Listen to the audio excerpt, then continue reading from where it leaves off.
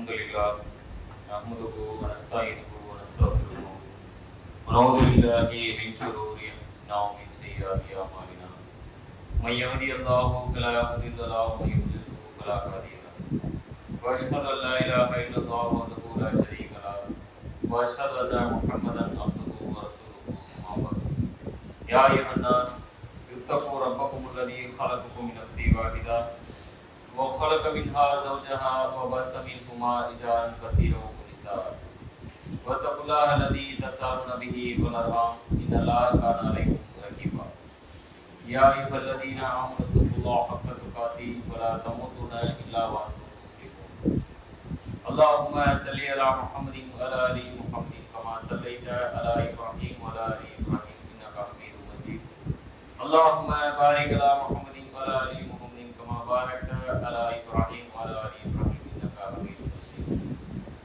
கணியத்துக்குரிய சகோதர சகோதரிகளே, அல்லாஹ்வின் நல்லடியார்களே, நம் மீது கடமையாக்கப்பட்டுள்ள ஜும்மாவின் இந்த வணக்கத்தை அதனுடைய ஆரம்ப நேரத்தில் அமர்ந்து முழு நன்மையும் பெற வேண்டும் என்ற நியத்தோடு இங்கு வந்திருக்கக்கூடிய நம் அனைவர் மீதும் அந்த ஏக இறைவனின் சாந்தியும் சமாதானமும் கருணையும் அருளும் உண்டாகட்டுமாக என்று பிரார்த்தித்தவனாக என்னுடைய இந்த ஜும்மா உரையை ஆரம்பம் செய்கின்றேன். கண்ணியத்துக்குரிய அல்லாஹ்வின் நல்லடியார்களே, நாம இன்றைக்கு பார்க்கவிருக்கக்கூடிய தலைப்பு இஸ்லாத்தின் பார்வையில் கடன் என்ற தலைப்பில் இன்ஷா அல்லாஹ் நாம பார்க்க வருகின்றோம். முதலில் கடன் என்றால் என்ன என்ற விஷயத்தை நாம பார்க்கணும். கடன் என்றால் இந்த உலக விஷயத்தில் பொறுத்தவரை ஒரு பொருளை ஒரு குறிப்பிட்ட காலத்தின் அடிப்படையில் நான் திருப்பி கொடுத்து விடுவேன் என்ற நம்பிக்கையின் அடிப்படையில் ஒருவருக்கு நாம பொருளாகவோ பொருளாதாரமாகவோ ஒருவருக்கு நாம கொடுக்கக்கூடிய ஒரு தொகையோ அல்லது பொருளோ தான் கடன் என்று நாம் இந்த உலக விஷயத்தில் நாம என்ன பண்ணியிருக்கிறோம், நாம கொடுத்து வாங்கக்கூடிய ஒரு விஷயமாக இருக்கிறது. அப்போ இந்த கடனை பொறுத்தவரை இதில் இரண்டு விதமான கடன்கள் இருக்கின்றது. ஒன்று என்ன, ஒருவருக்கு நம்பிக்கையின் அடிப்படையில் எழுதி நான் இந்த காலத்திற்குள் உங்களுக்கு காசு நான் திருப்பி கொடுத்துட்றேன், எனக்கு ஒரு 3 மாத காலம் எனக்கு தவணை கொடுங்க, ஒரு குறிப்பிட்ட ஒரு 50,000 ரூபாய் தொகையை நான் வாங்கிக்கிறேன், ஒரு 6 மாதத்துல நான் உங்களுக்கு திருப்பி கொடுத்துட்றேன் என்று ஒருவரிடம் எழுதுபூர்வமாக நாம வாங்கி கொள்ளக்கூடிய ஒரு கடன். இன்னொரு கடன் என்ன, அந்த தொகையை நாம ஒருவரிடம் ஒரு 1 லட்சம் ரூபாய் நாம கேட்கிறோம் அப்படின்னு சொல்லி சொன்னா, என்கிட்ட ஒரு பொருள் இருக்கு, நகையாக ஒரு பொருள் இருக்கு, இதை நீங்க வச்சுக்கங்க, இதை வச்சுட்டு எனக்கு நீங்க ஒரு 1 லட்சம் ரூபாய் காசை கொடுங்க, நான் உங்களுக்கு இந்த 1 லட்சம் ரூபாய் நான் திருப்பி கொடுக்கும் பொழுது நான் உங்ககிட்ட கொடுத்த அந்த செயினையோ மோதிரத்தையோ நீங்க எனக்கு என்ன பண்ணுங்க, திருப்பி கொடுத்துருங்க, இதை எனக்கு விற்க மனசு இல்லை, அதனால இதை வச்சுக்கிட்டு நீங்க எனக்கு நீங்க ஒரு உதவி பண்ணுங்க என்ற அடிப்படையில் நாம் என்ன செய்யறோம், உலகத்தில் கடனை பெறக்கூடியவர்களாக இருக்கின்றோம். அப்போ இந்த வகையில் நாம கடனை பெற்றுக் கொண்டு இருக்கின்றோம். இது இல்லாமல் மூன்றாவது வகை என்ன, இஸ்லாத்தில் தடுக்கப்பட்ட ஹராமான ஒரு பெரும்பாவமாக இருக்கக்கூடிய ஒரு கடன் என்ன, வட்டிக்கு கடன் வாங்கக்கூடியது. இன்றைக்கு முஸ்லிம் சமுதாயம் என்ன செய்யறாங்க, வங்கியில போய் நின்று கொண்டு housing loan, personal loan, car loan என்று சொல்லி கொண்டு இன்னைக்கு என்ன செய்யறாங்க, வட்டிக்கு கடன் வாங்கக்கூடியவர்களாக இன்றைக்கு இருக்கின்றார்கள். இது என்ன, இஸ்லாத்தில் இது தடை செய்யப்பட்டதாகவும் ஹராமான ஒன்றாகவும் பெரும்பாவமாகவும் சொல்லக்கூடியதா இருக்கின்றது. அப்ப இந்த மூன்றாவது வகை கடனை நாம் என்ன செய்யக்கூடாது, அதற்கு போகக்கூடாது. முதலில் இருக்கக்கூடிய இந்த 2 கடனை பற்றும் நாம பார்க்கலாம். அப்ப இந்த கடனை பொறுத்தவரை இஸ்லாம் என்ன சொல்லுது என்று சொன்னால், கடன் என்பது ஒரு ஹலாலான ஒன்றுதான். இது என்ன செய்யலாம், இஸ்லாத்தில் தடுக்கப்பட்ட ஒன்று கிடையாது, ஹலாலான ஒன்றுதான். அப்ப இந்த கடனை நாம பெறக்கூடியது மூலமாகவும் ஒருவருக்கு கொடுப்பதன் மூலமாகவும் ஏற்படக்கூடிய விஷயங்கள் என்ன, இந்த கடனை ஒருவர் கொடுக்கக்கூடிய நிலையில் அல்லாஹ் ஒருவரை வைத்திருப்பான், ஒரு சிலரை பெறக்கூடிய நிலையில் அல்லாஹ் இந்த துனியாவில் வைத்திருப்பான். அப்ப இந்த கொடுக்கல் வாங்கல் முறையில் ஏற்படக்கூடிய விஷயங்கள் என்ன, இதன் மூலமாக இஸ்லாம் நமக்கு என்ன சொல்லி தருகிறது என்று நாம் பார்த்தோம் என்று சொன்னால், அல்லாஹ் குர்ஆன்ல 2வது அத்தியாயம் 282வது வசனத்துல சூரத்துல் பக்ராவுல அல்லாஹ் சொல்றான், இந்த கடன் சம்பந்தமாக உங்களில் ஒருவர் இன்னொருவருக்கு கடன் கொடுப்பதாக இருந்தால் என்ன செய்யுங்க, ஒருவரை வைத்து நியமித்து நீங்கள் எழுதி கொள்ளுங்கள். அந்த எழுதக்கூடிய வாசகங்கள் யார் சொல்லக்கூடியதா இருக்கணும் என்று சொன்னால், கடனை பெறக்கூடியவர்கள் அதில் எழுதக்கூடிய வாசகங்களை சொல்லக்கூடியவர்களாக இருக்க வேண்டும். எப்படி சொல்றாங்க பாருங்க, நல்லா நீங்க கொடுக்கிறத சொல்லக்கூடாது. கடனை பெறாங்க பாத்தீங்களா, அவர்கள் தான் அந்த வாசகங்களை சொல்லக்கூடியவா இருக்க வேண்டும். எழுதுறதுக்கு மூணாவது ஒரு மனிதர் இருக்கணும். இப்படி அந்த கடனுடைய அந்த சட்டத்திட்டங்களை பத்தி அல்லாஹ் சொல்றான். எதுக்காக அப்படி சொல்றான்? கடனை வாங்கக்கூடியவர்களுக்கு எனக்கு தெரியும், நான் 3 மாசத்துல கொடுக்க முடியுமா 6 மாசத்துல கொடுக்க முடியுமான்னு யாருக்கு தெரியும்? கடனை பெறக்கூடியவருக்கு தான் தெரியும். கடன் கொடுக்கிறவரு 1 லட்சம் ரூபாய் கொடுத்துட்டு எனக்கு நாளைக்கு சாயந்தரம் 5 மணிக்கு இது கொடுக்கணும்னா கொடுக்க முடியுமா? அதுக்கு அவர் வேற எங்கேயாவது போயிட்டு வேற யார்ட்டையாவது வாங்கலாம். வாங்கக்கூடியவருக்கு தான் தெரியும், என்னால 6 மாச காலம் எனக்கு நேரம் கொடுங்க, நான் கொடுத்துறேன் என்று கடனை பெறக்கூடியவர் தான் சொல்ல வேண்டும் என்று சொல்லி அல்லாஹ் குர்ஆன்ல சொல்றான். அடுத்ததாக என்ன, உங்களில் எழுதக்கூடியவர் யாரும் இல்லை, அந்த சபையில எழுத படிக்க தெரிய யாரும் இல்லை அப்படின்னு சொல்லி சொன்னா 2 ஆண்களை சாட்சியாக வைத்துக் கொள்ளுங்கள் அப்படின்னு சொல்றான்.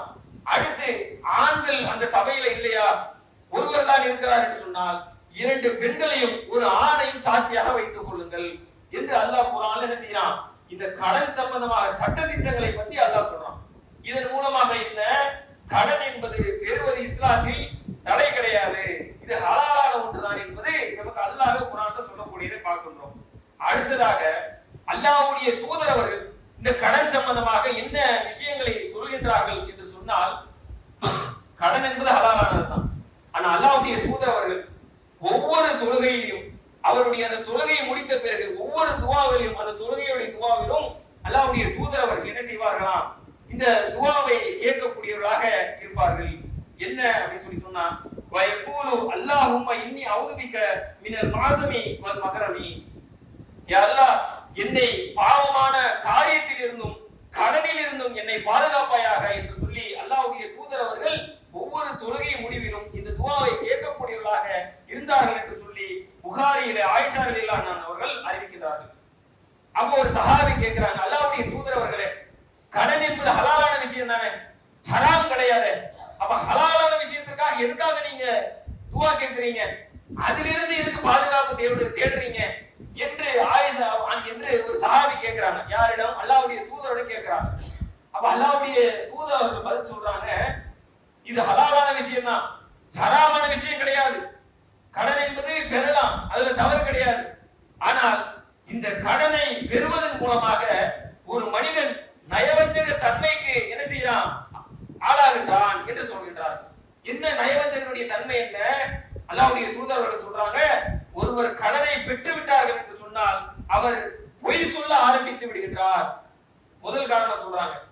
அப்படிதானே இருக்கு. ஒருவர் கடனை வாங்கிட்டார் அப்படின்னு சொல்லி சொன்னா ஒரு 3 மாதத்துல நான் திருப்பி கொடுத்துறேன்னு ஒருத்தருக்கு வாக்குறுதி கொடுக்கிறார். அப்ப என்ன செய்யறாரு, அந்த 3 மாதத்துல அவரால் கொடுக்க முடியாத நிலையில அந்த மனிதர் என்ன செய்யறார், வீட்டுக்கு வந்து அவர் நிற்கும் பொழுது அவரிடம் பொய் சொல்ல ஆரம்பிக்கிறார். அவர் தந்தை கடன் வாங்கியிருப்பார், மகனை விட்டு சொல்லுவார், இல்ல வாப்பா வீட்டுல இல்லைன்னு சொல்லு. அவரே என்ன செய்வாரு, ஒரு போன் பண்ணுவாரு, எங்க இருக்கீங்க பாய், 3 மாசம் ஆயிடுச்சு, இன்னும் காசு கொடுக்காம இருக்கிறீங்களே, நான் கடையில தான் நிக்கிறேன், கடையில ஆள் இல்லையே நீங்க, இல்ல பாய் நான் வெளியூர் வந்திருக்கிறேன், அவர் வீட்டுல தான் இருப்பாரு, இல்ல நான் வெளியூருக்கு ஒரு வேலையா வந்திருக்கிறேன், என்னால இப்ப கொடுக்க முடியாது, நான் வந்து கொடுக்கிறேன், நான் வந்த உடனே உங்களுக்கு நான் போன் பண்றேன் என்று சொல்லி அவர் பொய் சொல்ல ஆரம்பிப்பார். அடுத்து என்ன சொல்றாங்க அல்லாஹ்வுடைய தூதர் அவர்கள், கொடுத்தால் வாக்குறுதியை அவர் மீறுவார் என்று சொல்றாங்க. அப்படிதான் ஆகுது. 3 மாதத்துல என்று சொல்றாங்க, ஆனால் அது கொடுக்க முடியாத நிலைமையில என்ன செய்யறாங்க, 3 மாதத்துக்கு பிறகு அதை வாக்குறுதி மீறக்கூடிய ஒரு நிலை ஏற்படுதா இல்லையா? அப்ப இதை அல்லாஹ்வுடைய தூதர் அவர்கள் சொல்றாங்க. 3வது சொல்றார்கள், அவர்கள் நம்பினால் துரோகம் இழைப்பார்கள். ஒருவர் நம்பி கடன் கொடுக்கிறாங்க, அந்த கடனை அவருக்கு திருப்பி கொடுக்கக்கூடிய அந்த நிலையில் அவர் என்ன செய்கிறார், அவர் ஏமாற்றுவதற்கு கூட அவர் தயங்குவது கிடையாது. இவருடைய கஷ்டமான நிலையில் அவர் கடன் கொடுத்திருப்பார், அவருக்கும் ஏதோ ஒரு கஷ்டமான சூழ்நிலை இருந்திருக்கும். ஆனால் இவருடைய நிலைமையை பார்த்து 5 வேளை தொழுகாளியாக இருக்கிறார், யாருக்குமே எந்த ஒரு துன்பமும் செய்தது கிடையாது, ரொம்ப நல்ல மனுஷன், இவருக்கு நம்ம உதவுவதில் தப்பது கிடையாது என்று சொல்லி அவரை நம்பி இவர் என்ன செய்கிறார், வீட்டில் யாருக்கும் தெரியாமல் ஒரு தொகை எடுத்து கொண்டு கொடுக்கிறார். எதற்காக? இவர் மீது இருக்கக்கூடிய நம்பிக்கையின் காரணமாக வீட்டுக்கு கூட தெரியாம ஒரு தொகையை கொண்டு கொடுக்கிறார். அப்ப எந்த நம்பிக்கையில் கொடுக்கிறார்? ஒருத்தர் நல்ல மனுஷன், நம்ம பார்வையில தான் இருக்கக்கூடியவரா இருக்கிறாரு, கண்டிப்பா கொடுத்துறாரு என்ற ஒரு நம்பிக்கையில கொடுப்பார். ஆனால் அதை என்ன செய்கிறார் இவர், அந்த நம்பிக்கையை முறியடிக்கும் விதமாக நம்பினால் அவருக்கு துரோகம் இழைக்கக்கூடியவர்களாக இருக்கிறார் என்று சொல்லி அல்லாஹ்வுடைய தூதர் அவர்கள் புகாரில இந்த விஷயத்தை பதிவிட பார்க்கின்றோம். அப்ப எந்த அளவுக்கு ஒரு கடன் என்பது ஒரு மனிதனை கொண்டு போய் விடக்கூடியதா இருக்கிறது பாருங்க. நயவஞ்சகனுடைய தன்மைக்கு கொண்டு போய் விடக்கூடியதா இருக்கிறதா இல்லையா? அப்போ அல்லாஹ்வுடைய தூதர் சொல்றாங்க, இந்த காரணத்தினால்தான் நான் என்ன செய்வேன், ஒவ்வொரு தொழுகையிலும் இந்த கடனுக்காக நான் இதிலிருந்து பாதுகாப்பு தேடி நான் அல்லாஹ்விடம் நான் பிரார்த்தனை செய்யக்கூடியவனாக இருப்பேன் என்று சொல்லி அல்லாஹ்வுடைய தூதர் அவர்கள் சொல்றாங்க. அப்ப இந்த கடனிலிருந்து நாம் எந்த அளவுக்கு பாதுகாப்பு தேடக்கூடியவா இருக்கணும். இன்றைக்கு பாருங்க, பெரும்பாலான மக்கள் கடனை வாங்குறாங்க. அந்த கடன் ஏற்கக்கூடியதாக இருக்கிறதா என்று சொன்னால் காரணங்கள் பாருங்களேன். வீட்டுல ஏசி வாங்கணும், அதற்காக கடன். ஆடம்பரத்துக்காக கடன். திருமணத்தில் தான் இன்னைக்கு அதிகமான பேர் என்ன செய்யறாங்க, கடன் என்ற ஒரு விஷயத்தில் போய் விடக்கூடியவர்களாக இருக்கின்றார்கள். அல்லாஹ்வுடைய தூதரும் காட்டி தந்தபடி நீங்க திருமணம் நடந்தது என்று சொன்னால் இந்த கடன் விஷயம் நடக்குமா? கடன் என்ற ஒரு விஷயம் இருக்குமா? அல்லாஹ்வுடைய தூதர் எந்த திருமணம் எளிமையாக இருக்கிறதோ அந்த திருமணத்தை தான் பரக்கத்து இருக்குது என்று சொல்றாங்க. ஆனால் இன்னைக்கு ஆடம்பர திருமணங்கள், சொந்த பந்தங்களுக்காக இன்னைக்கு திருமணம் நடத்துறது. 5 லட்சம் ரூபாய் 6 லட்சம் ரூபாய் கொடுத்து மண்டபத்தை பிடிக்கிறாங்க. அந்த மண்டபத்துல தான் இன்னைக்கு என் பிள்ளைக்கு திருமணம் நடக்கணும், எதுக்குன்னா அப்பதானே கெத்தா இருக்கும், இங்க சொந்த பந்தங்கள்லாம் எங்களை பார்த்து பெருமைப்படுவாங்க, அவங்க முன்னாடி நாங்க தலை நிமிர்ந்து நடக்கணும்னா இப்படி ஒரு மண்டபத்துல நடத்துறாதான் எங்களுக்கு நாளைக்கு தலை நிமிர்ந்து நடக்க முடியும் என்று போறாங்க. மாப்பிள்ளை போடக்கூடிய ட்ரெஸ்ஸை பாருங்களேன், அவர் அன்னைக்கு தவிர வேற எந்த நாளும் அந்த ட்ரெஸ்ஸை போட மாட்டார். கல்யாணம் அன்னைக்கு ட்ரெஸ் பாருங்களேன், பொண்ணா இருக்கட்டும் மாப்பிள்ளையா இருக்கட்டும், இன்னைக்கு எடுக்கிறாங்க கோட்டு சூட் எல்லாம் போட்டு மாப்பிள்ளை ட்ரெஸ் போடுறாரு. ஒரு 20,000 ரூபாய் 35,000 ரூபாய் போடுறாரு ஒரு ட்ரெஸ். அன்னைக்கு தவிர வேற என்னைக்காவது அந்த ட்ரெஸ் அந்த மாப்பிள்ளை போடுவாரான்னு பார்த்தா போட மாட்டார். அது அப்படியே பத்திரமா பீரோல தான் இருக்கும். நாளைக்கு ஒரு மௌத்தா போகும்போது அந்த ட்ரெஸ்ஸையும் போட்டுதான் மௌத்தா அந்த குழியில போட்டு அடைக்கணும் போல இருக்கு. அப்படிதான் இன்னைக்கு என்ன இருக்கு, பெரும்பாலான வீட்டில் பெண்களுக்கும் அப்படிதான் 60,000 ரூபாய் 1 லட்சம் ரூபாய் கொடுத்து இன்னைக்கு சேரி வாங்குறாங்க. கல்யாண சேலை, ஸ்டோன் வச்ச சேலை தான் இன்னைக்கு வாங்கணும். எனக்கு இந்த மாதிரி பனாரஸ் சில்க் தான் வாங்கணும், அந்த படத்துல அவங்க போட்டாங்களே அந்த ட்ரெஸ் தான் எனக்கு சேலை தான் வாங்கணும்னு சொல்லி இன்னைக்கு கோடிக்கணக்கில் லட்சக்கணக்கில் போட்டு ட்ரெஸ் வாங்குறாங்க. எதுக்கு? கல்யாணம் ஒரு நாளைக்கு ஒரு நாள் கூத்துக்கு இன்னைக்கு என்ன பண்றாங்க, லட்சக்கணக்கில் செலவு பண்ணி பெற்றோர்கள் என்ன செய்யறாங்க, கடனாளியாக நிக்கிறாங்க. அவங்களுடைய பெற்றோருடைய நிலைமையை கூட உணராமல் பிள்ளைகள் என்ன செய்யறாங்க, எனக்கு அது வேணும் எனக்கு இது வேணும் என்று சொல்லி அவர்களை போட்டு வாட்டி வருத்தக்கூடிய ஒரு நிலைதான் இருக்கிறது. அல்லாஹ்வுடைய தூதர்கள் சொல்லி தந்தபடி நீங்க திருமணம் நடந்தது என்று சொன்னால் இந்த கடன் என்ற ஒரு விஷயம் இருக்குமா? பெரும்பாலான முக்கிய நீங்க எடுத்துக்கங்க, யார வேணாலும் கேளுங்க, என்னங்க உங்களுக்கு கடன் இருக்குதா, எதனால கடன் கேட்டு பாருங்களேன். என் மகளுக்கு கடன் இப்பதான் கல்யாணம் ஆச்சு அதனால கடன் ஆச்சு, என் மகனுக்கு இப்பதான் கல்யாணம் ஆச்சு அதனாலதான் கடன் ஆச்சு. 100 பேரை கேட்டோம்னா அதுல 80 பேரு கல்யாண காரணத்தை தான் சொல்லுவாங்க. ஒரு 20 பேர் எடுத்துக்கங்களேன், அது ஒரு 20% என் புள்ள படிப்புக்காக நான் கடன் வாங்கினேன், வீடு கட்டுறோம் அதுக்காக கடன் வாங்கினேன், வீட்டுல வாப்பாக்கு உடம்பு சரியில்லை திடீர்னு கிட்னி ஆபரேஷன் அதுக்காக கடன் வாங்கினேன். ஒரு 20% தான் இந்த மாதிரியான காரணங்கள். 80% எடுத்துக்கிட்டீங்கன்னா இந்த அல்லாஹ்வுடைய தூதர்கள் தடுத்த விதத்தில் திருமணம் நடத்துறாங்க பாத்தீங்களா, இதுல ஆன கடன் தான் 80% இருக்கக்கூடியதா இருக்குது. அப்ப இதை நாம என்ன செய்யணும், இதுல இருந்து நாம பாதுகாப்பு தேடக்கூடியவர்களா இருக்க வேண்டும். இந்த கடன் சம்பந்தமாக எந்த அளவுக்கு அல்லாஹ்வுடைய தூதர் அவர்கள் இன்றைக்கு வலியுறுத்திருக்கிறார்கள் என்று சொன்னால், அல்லாஹ்வுடைய தூதர் அவர்கள் அவருடைய காலத்தில் ஒரு ஜனாசா ஒரு மவுத் ஆகிவிட்டது என்று சொன்னால் அந்த மவுத்தில் அல்லாஹ்வுடைய தூதர் 2 கேள்வி கேட்பாங்க. ஒரு ஜனாசாவுக்கு தொழுகை நடத்த வேண்டும் என்று சொன்னால் 2 கேள்வியை கேட்பாங்க. ஒன்று, இந்த ஜனாசாவிற்கு கடன் இருக்கிறதா என்று கேட்பாங்க. சபையில் யாரேனும் அந்த ஜனாசாவிற்கு கடன் இருக்கிறது என்று சொல்லிவிட்டார்கள் என்று சொன்னால் அடுத்த கேள்வி, அந்த ஜனாசாவுடைய கடனுக்கு உங்களில் யாரேனும் பொறுப்பேற்றுக் கொள்வீர்களா என்று கேட்பாங்க. இரண்டாவது கேள்விக்கு யாரும் பதில் தரவில்லை. நாங்க யாரும் கடனுக்கு பொறுப்பேற்றுக்க மாட்டோம் என்று சொன்னால் அல்லாஹ்வுடைய தூதர்கள் அந்த ஜனாசாவுக்கு இமாமத் செய்ய மாட்டார்கள், விலகி வந்துடுவாங்க. நீங்க யாராவது தொழுக வச்சுக்கங்க என்று சொல்லி விலகி வரக்கூடியவர்களாக இருப்பார்கள். எதற்காக தெரியுமா? சாத் பின் அபி வக்காஸ் அவருடைய அந்த மௌத்தினுடைய பொழுது அவர் என்ன செய்யப்படுறார்? சொர்க்கத்தில் தடுத்து நிறுத்தி வைக்கப்படுகின்றார். அப்போது அந்த அவருடைய அந்த சொத்துக்களை என்ன செய்யறாங்க? அவர்களுடைய அந்த பசங்களுக்கு கொடுப்பதற்கான ஒரு முயற்சி இருக்கும் பொழுது சொல்றாங்க, அவர்கள் அங்கு சொர்க்கத்தில் தடுத்து நிற்க வைக்கப்பட்டிருக்கின்றார்.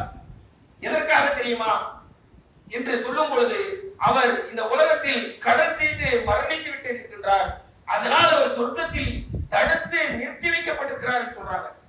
அப்போது அவர்கள் விசாரிக்கிறாங்க, இவர் ஏதாவது கடன் இருக்கிறார் என்று சொல்லி. அப்போ சொல்றாங்க, ஆமா, 300 திரகம் கடனோட ஒரு மரணித்திருக்கிறார். உடனே அந்த சொத்துல என்ன செய்யறாங்க? அவருடைய அந்த கடனை அடைத்து விட்டு மீதி இருக்கக்கூடியதை பிரிக்கக்கூடியதாக இருக்கிறது. உலகத்திலே அப்படிதான். பாப்பா 30 லட்சம் ரூபாய் சொத்தோடு இன்னைக்கு மரணிச்சினார் அப்படின்னு சொல்லி சொன்னா உள்ள உடனே 30 லட்சம் ரூபாய்க்கும் வாரிசு ஆயிட முடியாது. பாப்பாவுடைய கடனை முதல்ல தீக்கணும். பாப்பா 25 லட்சம் ரூபாய் கடன் வச்சு மௌத்தா இருக்கிறாரா? 25 லட்சம் ரூபாய் கடனை கொடுத்துட்டு தான் அந்த 5 லட்சம் ரூபாய் என்ன செய்யணும்? ஒரு புள்ள பூமியான புள்ளையா இருந்தா, மார்க்கம் தெரிஞ்ச புள்ளையா இருந்தா என்ன செய்யணும்? இப்படிதான் எடுக்கணும். 30 லட்சம் ரூபாய் எனக்குதான், பாப்பா கடன் பண்ணா அது நான் என்ன பண்ண முடியும்? எங்க பாப்பாட்ட போய் கேட்டுக்க என்று சொல்லி இப்படி வெட்டி விடக்கூடாது. ஒரு மூமினான ஒரு மார்க்கம் அறிந்த ஒரு முஸ்லீமா இருந்தார் என்று சொன்னால், பாப்பா இறந்து விட்டார் சொன்னால் அவருடைய கடனை பிள்ளைகள் ஏற்றுக்கொண்டு அதை அடைத்து விட்டுதான் அந்த சொத்திற்கு அவர்கள் என்ன செய்ய வேண்டும்? உரிமை கொண்டாடக்கூடியவர்களாக இருக்க வேண்டும். அல்லாஹ்வுடைய தூதர் எப்படி வழிகாட்டி இருந்தார்கள் என்று சொன்னால், அல்லாஹ்வுடைய தூதர் அவர்கள் அவருடைய மரணத்திற்கு 3 நாட்களுக்கு முன்னாடி மஸ்ஜித் நபிக்கு வராங்க. வந்துவிட்டு சஹாபாக்கள் எல்லாம் அழைக்கின்றார்கள். அழைத்து விட்டு அல்லாஹ்வுடைய தூதர் சொல்றாங்க, நான் உங்களுக்கு ஏதேனும் கொடுக்க வேண்டியது இருக்கிறதா? நான் ஏதேனும் உங்களுக்கு கொடுக்க வேண்டியது இருக்கிறதா? நான் உங்களுக்கு ஏதேனும் கொடுக்க வேண்டியது இருக்கிறான்னு சொல்லி 3 முறை கேட்கிறாங்க. சஹாபாக்கள் சொல்றாங்க, அல்லாஹ்வுடைய தூதர் அவர்களே, நான் உங்களுக்கு எதுவுமே நீங்க எங்களுக்கு கொடுக்க வேண்டியது இல்லையே. மறுபடியும் போறாங்க. அல்லாஹ்வுடைய தூதர் அவர்கள் மறுபடியும் வராங்க. வந்துவிட்டு மறுபடியும் கேட்கிறாங்க, நான் உங்களுக்கு ஏதேனும் கொடுக்க வேண்டியது இருக்கிறதா? சஹாபாக்கள் எதுவுமே சொல்லல, இல்லையே. மறுபடியும் 3வது முறை கேட்கிறாங்க. நீங்கள் உங்களில் எப்படி கேட்கிறாங்க அல்லாஹ்வுடைய தூதர் அவர்கள்? கடன் இருந்தா சஹாபாக்கள் சொல்ல மாட்டாங்க. அல்லாஹ்வுடைய தூதரிடம் போயிட்டு நாம போய் கேட்டுட்டு இருக்க முடியுமா? அவர் மீது இருக்கக்கூடிய பாசத்தின் காரணமாக, அன்பின் காரணமாக சஹாபாக்கள் என்ன செய்ய மாட்டாங்க? அவரிடம் கடன் பட்டு இருந்தாலும் சொல்ல மாட்டாங்க. அல்லாஹ்வுடைய தூதர் சொல்றாங்க, நான் என்னிடம் இருந்து நீங்க நான் யாருக்காவது கொடுத்திருந்தேன் அப்படின்னு சொல்லி சொன்னா அதை என்னிடம் திருப்பி கேட்கக்கூடியவர் தான் எனக்கு விருப்பமானவர் என்று சொல்றாங்க. இப்படி ஒரு வார்த்தையை போடுறாங்க அல்லாஹ்வுடைய தூதர் அவர்கள். இப்படி போட்ட உடனே ஒரு சஹாபி சொல்றாங்க, அல்லாஹ்வுடைய தூதர் அவர்களே, ஆமா, நீங்க கடன் வாங்கியிருந்தீங்க, அது மட்டும் தான் நீங்க எனக்கு கொடுக்க வேண்டியது இருக்கு, வேற எதுவும் இல்லை அப்படின்னு சொல்லி உட்கார்றாங்க. அப்ப பாருங்க, சஹாபாக்கள் எந்த அளவுக்கு அல்லாஹ்வுடைய தூதர் மீது அன்பாக இருந்திருந்தார்கள். அல்லாஹ்வுடைய தூதர் அந்த கடனை அடைப்பதில் எந்த அளவுக்கு முனைப்பு காட்டினார்கள். உடனே என்ன செய்யறாங்க? அந்த கடனை அல்லாஹ்வுடைய தூதர் அவர்கள் உடனே அடைத்து விடுகின்றார்கள். அன்றைய தினம் தான் அல்லாஹ்வுடைய தூதரோட மஸ்ஜித் நபிக்கு வந்த கடைசி நாள். அதற்கப்புறம் அல்லாஹ்வுடைய தூதரோட மௌத்தாக்கி விடுகிறார்கள். அவருடைய மௌத்தினுடைய நிலையில் கூட அல்லாஹ்வுடைய தூதர் அவர்கள் அவர்களுடைய அந்த போர் கவசத்தினை என்ன செய்யறாங்க? அடகு வைக்கிறாங்க. அடகு வைக்கிறார்கள் என்று சொன்னால், நாம சொன்னமே கடனில் 2வது வகை, அவர் ஒரு பாலையும் கொஞ்சம் கோதுமையும் வாங்கிக்கிறாங்க. இந்த போர் கவசத்தினை அடகு வைத்து அல்லாஹ்வுடைய தூதர்கள் பெற்றுக்கொண்ட பொருள் என்ன? கொஞ்சம் பாலும் கொஞ்சம் கோதுமையும். இதை பெற்றுக்கொண்டு அல்லாஹ்வுடைய தூதர் அவர்கள் என்ன செய்யறாங்க? இந்த போர் கவசத்தினை வைக்கின்றார்கள். அதை மீட்காமலேயே அல்லாஹ்வுடைய தூதர் அவர்கள் இறந்து விடுகிறார்கள். இது அல்லாஹ்வுடைய தூதர் பாவமான கிடையாது. போர் கவசத்தினுடைய வேல்யூ எந்த அளவுக்கு? அந்த கோதுமை பாலோ அல்லது அந்த கோதுமையோ அந்த பாலோ அந்த அளவுக்கு கிடையாது. அதை விட அதிகமான ஒரு விஷயத்தை தான் அல்லாஹ்வுடைய தூதர் அவர்கள் வைத்து விட்டு மரணித்திருக்கின்றார்கள். எந்த அளவுக்கு அல்லாஹ்வுடைய தூதர் அவர்கள் இந்த விஷயத்தில் இருந்திருக்கின்றார்கள் என்பதை நாம் சிந்தித்து பார்க்க வேண்டும். அது மட்டுமல்லாமல் ஒரு முறை ஒரு சஹாபி வந்து அல்லாஹ்வுடைய தூதரோட கேட்கிறாங்க, நான் வந்து ஷஹீதினுடைய அந்தஸ்தினை பெற வேண்டும், நான் ஷஹீதினுடைய அந்தஸ்தினை பெற வேண்டும் என்று சொல்லி கேட்கிறாங்க. அல்லாஹ்வுடைய தூதர் சொல்றாங்க, ஷஹீதினுடைய அந்தஸ்து அப்படின்னு சொல்லி சொன்னா ஜிஹாத் இருக்குது இல்லைங்களா, ஜிஹாதினுடைய அந்தஸ்தை விட அதிகமானதுதான் ஷஹீதுடைய அந்தஸ்து. ஜிஹாத்னா என்ன? ஒருவர் அல்லாஹ்வுடைய பாதையில் போருக்காக போறார். அவர் 1 மாத காலம் போலாம், 2 மாத காலம் போலாம், 3 மாத காலம் கூட போலாம். அல்லாஹ்வுடைய பாதையில் போருக்காக ஒருவர் போகக்கூடிய அந்த விஷயத்தை தான் ஜிஹாத் என்று சொல்லுவோம். அது அவர் மரணிக்கலாம், மரணித்து விட்டால் ஷஹீத். மரணிக்காமல் திரும்பி வந்து விட்டால் என்ன? அவர் ஜிஹாத். அப்ப இந்த ஜிஹாதில் இருக்கும் பொழுது அல்லாஹ்வுடைய தூதர் அவர்கள் சொல்றாங்க, ஒருவர் நீங்கள் ஷஹீதுடைய அந்தஸ்தை பெற வேண்டும் என்று சொன்னால் ஒருவர் ஜிஹாதுக்காக போறார் இல்லைங்களா, அதுல இருந்து நீங்க என்ன செய்யுங்க, தக்பீரை கட்டுங்க. அவங்க வர வரைக்கும் நீங்க திரும்பி நிக்க முடியுமா உங்களால? அந்த அளவுக்கு ஜிஹாதை விட ஷஹீதுடைய அந்தஸ்து அந்த அளவுக்கு பெருது. அப்போ அந்த அந்தஸ்தை கூட அல்லாஹ்வுடைய தூதர் நாளைக்கு என்ன செய்யறாங்க, ஷஹீது கூட நாளைக்கு என்ன செய்யப்படுவார்கள், இந்த கடனின் காரணத்தினால் நாளைக்கு மறுமையில் நிறுத்தி வைக்கப்படுவார்கள் என்று சொல்றாங்க. இந்த கடன் என்பது எந்த அளவுக்கு ஒரு விஷயமா இருக்கிறது என்பதை நாம சிந்தித்து பார்க்க வேண்டும். ஆனால் இன்றைக்கு நம்ம பெரும்பாலான மக்கள் என்ன செய்யறாங்க, சர்வ சாதாரணமாக இந்த கடனை வாங்கக்கூடியவர்களாகவும் அந்த கடனை வாங்கிவிட்டு திரும்பி தராத ஒரு நிலையிலும் இருக்கின்றார்கள். அதனாலே மறுமையில் எந்த அளவுக்கு நம்மை சொர்க்கத்தில் இருந்து அதை தடுத்து நிறுத்தக்கூடியதாக இருக்கிறது என்பதை நம்ம பலரும் இன்றைக்கு சிந்திப்பது கிடையாது. எனவே கணியத்துக்குரிய சகோதர சகோதரிகளே, இந்த கடன் என்பது மிகப்பெரிய ஒரு விஷயமா இருக்கிறது. அதை நாம ஹலாலான விஷயமாக இருந்தாலும் அதிலிருந்து நாம அல்லாஹ்வுடைய தூதர்களை போல் நாம் பாதுகாப்பு தேடக்கூடியவர்களாக நம் அனைவரையும் அந்த ஏகவன் ஆக்கி அருள்புரிவானாக என்று பிரார்த்தித்தவனாக என்னுடைய இந்த முதல் உரையை நிறைவு செய்கிறேன். வாஹதவானா அல்ஹம்துலில்லாஹி ரப்பில் ஆலமீன். அஸ்ஸலாமு அலைக்கும் வரஹ்மத்துல்லாஹி வபரகாத்துஹு.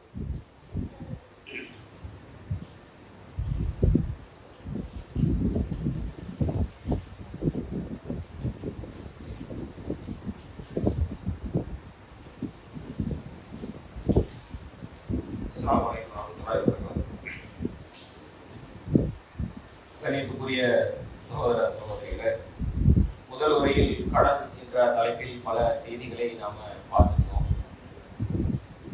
இந்த கடன் என்பது ஒரு பாரதூரமான ஒரு விஷயமாகத்தான் இருக்கின்றது.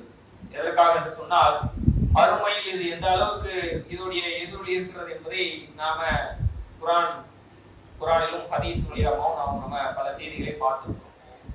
அப்போ இந்த கடனை கொடுப்பவர்கள் செல்வந்தர்கள் யாரேனும் இருந்தார்கள் என்று சொன்னால் அவர்களுக்கு நாம் ஒரு கோரிக்கையாக கூட இந்த ஜும்மா வழியாக நாம் சொல்லிக் கொடுக்கிறோம். என்ன அப்படின்னு சொல்லி சொன்னா, இன்னைக்கு பல நபர்கள் ஏழ்மை நிலையில் இருக்கின்றார்கள்.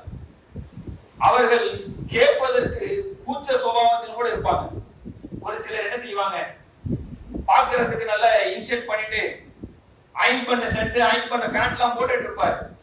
ஆனால் அவர் குடும்பத்தில் பல கஷ்டங்கள் இருக்கும். ஆனால் அதை வந்து வெளியில சொல்ல தயங்குவார். அவருடைய அந்த சுயமரியாதை அதை தடுக்கக்கூடியதா இருக்கும். நாம இந்த ஜும்மா மூலமாக நாம சொல்லிக் கொடுக்கக்கூடிய விஷயம் அப்படின்னா, செல்வந்தர் இருந்தீர்கள் என்று சொன்னார் ஒரு சிலர்கள் இப்படி இருப்பார்கள். அவர்களிடம் நீங்க பேச்சு கொடுங்க. பேச்சு கொடுத்து அவர்களுக்கு ஏதேனும் தேவைகள் இருந்தால் அவர்களுக்கு நீங்க கடன் கொடுத்து உதவுங்கள். பல நபர்கள் இருக்கிறார்கள், தேவை இல்லாமல் கூட கடன் கேட்பாங்க. அவர்களுக்கு போதுமான விஷயங்கள் இருக்கும், இருந்தாலுமே கடனை கேட்க அவர்கள் என்ன செய்வாங்க, கேட்டுக்கொண்டேதான் இருப்பார்கள். ஆனால் இப்படியும் கூச்சப்படக்கூடிய அவருடைய நிலைமை மோசமான நிலையில் இருந்தாலும் அவருடைய வீட்டுல முதியவர்கள் இருப்பார்கள். பல விஷயங்கள் அவர்களுக்கு அந்த ஸ்கூல் ஃபீஸ் கூட கட்ட முடியாத, அவர்கள் குடும்பமே போக முடியாத நிலையில இருக்கும். ஆனா அவங்க என்ன செய்ய மாட்டாங்க, வாய் திறந்து கேட்க மாட்டாங்க. சுயமரியாதை அவர்களை தடுக்கக்கூடியதா இருக்கும்.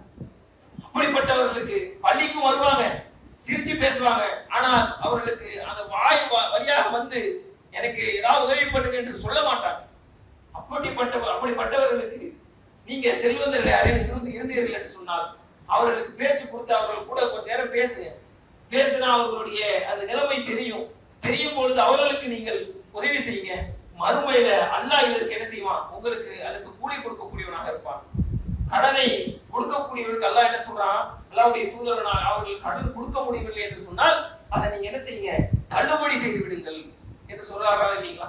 அப்ப இதனுடைய நன்மை நாளைக்கு மறுமையில அல்லாஹ் கொடுக்குறானா இல்லையா? அப்போ இதன் மூலமாக நாம அதை நாம் என்ன செய்ய வேண்டும், நாம நன்மையை பெறக்கூடியவர்களாக இருக்க வேண்டும். இந்த ஜும்மா உரையை நிறைவு செய்கிறேன். வாஹ்ரதாவானா அல்ஹம்துலில்லாஹி ரப்பில் ஆலமீன். அஸ்ஸலாமு அலைக்கும்.